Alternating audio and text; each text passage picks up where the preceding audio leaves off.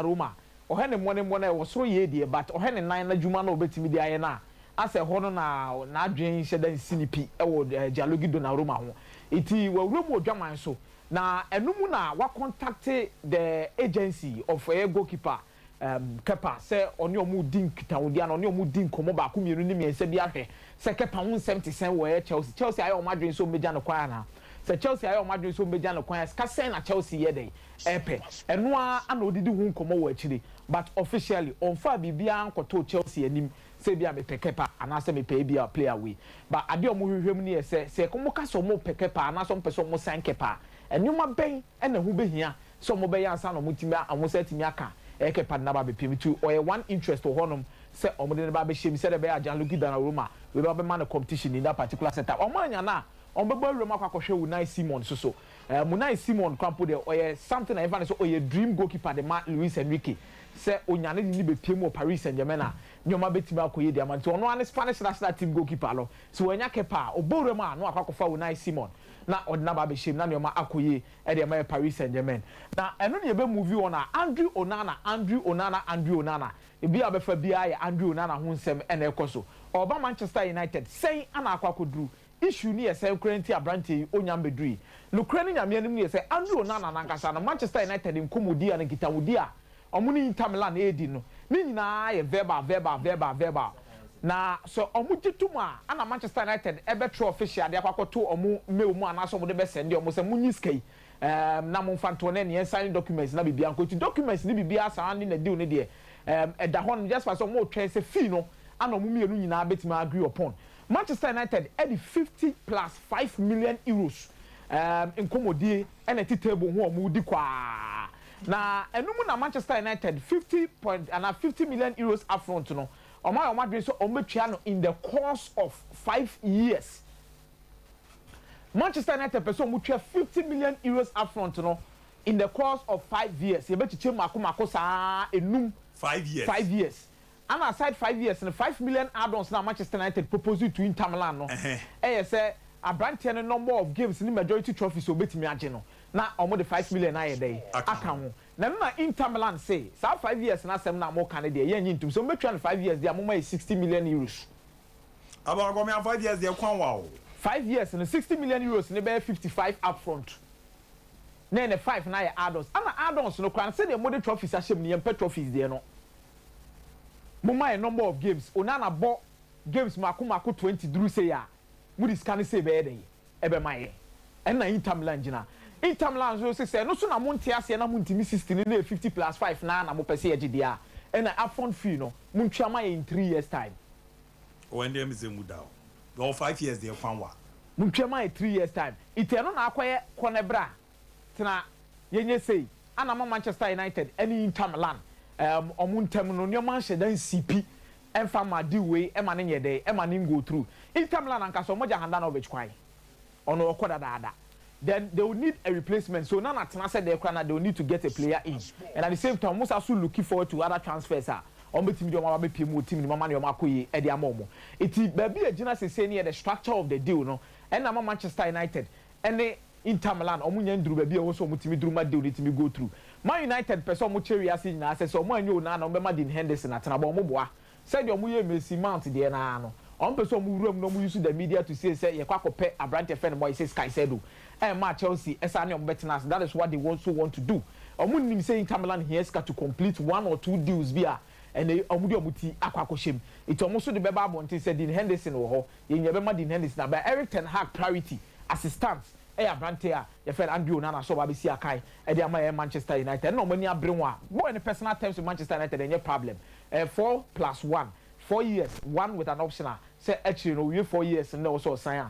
No aside back on the account 6 million euros a year and Andrew Nana say bibia cost between Man United any Inter Milan obetima abe sign them Manchester United within the next 24 to 48 hours e be very crucial for a deal we say obetima find a middle ground ama bibia akoye for these particular air class na abu ye movie on Manchester United edi nkomo Andrew Nana ho no enye ho nkwa no mudi no Hoyland so entourage edi nkomo de tie ne say agency a Eric Ten Hag belongi to no say omo ana control na so omo na ba befa Abrante fan of Hoyland so need movement during this particular summer transfer ni na no be take charge of it.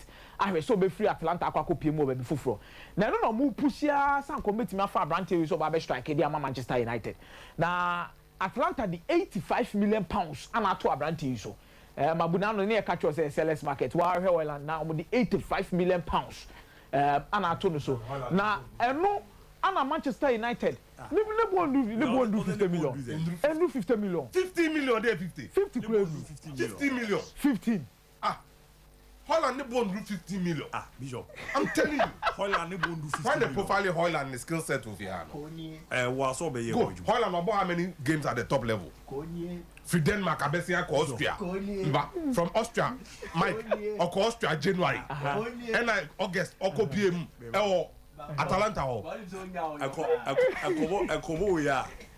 William Brown. William player. So cars on bezo bubu. 85 million. Near here. 85 million. Obi per striker now say 85 million. Bishop. Let the body no mind. Anthony say la le bola ka. Yeah, this say last you and Milan the corner one. O say Anthony la le bola ka. 25 million. Na United. Ela United torre say 100. Now we supposed to the ball 50 million. Now we are now for Denmark. Agoyara. Ada wo today. Obi abehu. Hey. Was the ball do 50 million? Obi abehu. It's all at all. Ne say no mu bu ya. Look, I'm fast bibina Kreko adan de na cannot say anything. Bibina all basketball mu wage cap and salary cap. Salary cap. I'm fast adan me ante. Dia no. Oze we o meto ala. I'm some players crowd on pe cash. That yesterday Manchester United offer players as part of the deal. Because we had Donny van der Beek the Fred Kalis komu don bet tare ho kakra.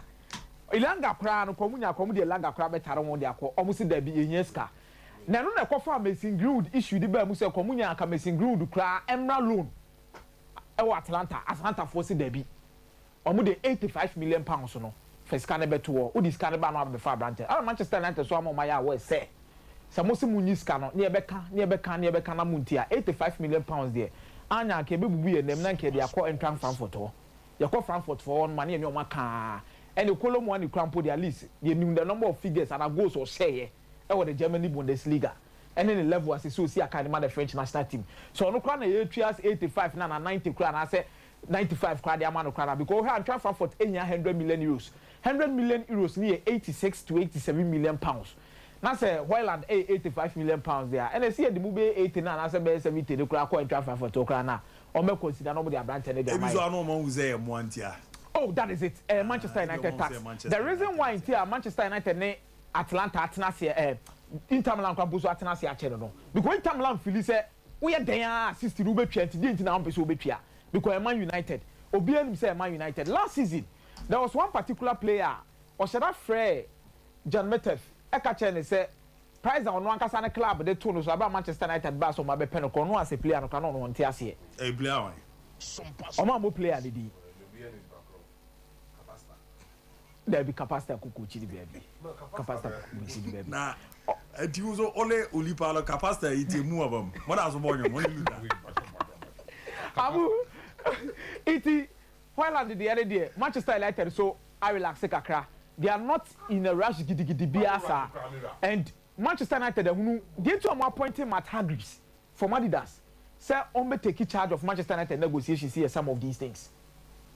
Man United who say ade a friend Man United tax no e wo ho na club bi ombeko bi obi apese otini de edi film and the club is not ready to do that this particular time around it almost see pampe e de omo na si plug opa jai opa fane maye ye hwe na betimi na find the compromise on middle grounds ah yes near deal no bi akọ ne baby no bi akọ matimi aye den atoni yem club ne ba na mo fair price o mo de ba fair price no mo de ba na e kotra they are not going to do it but mo find a compromise between that particular kind of team now they are ready. Manchester United is scanning that ho say bibia ni a o ma madwen so beton de on de be mo na abu enna Mediterranean enna who post bi say the agent no no feature the agent na post Old Trafford the abu no krani nyame ni say there is nothing going on between Manchester United and Mediterranean.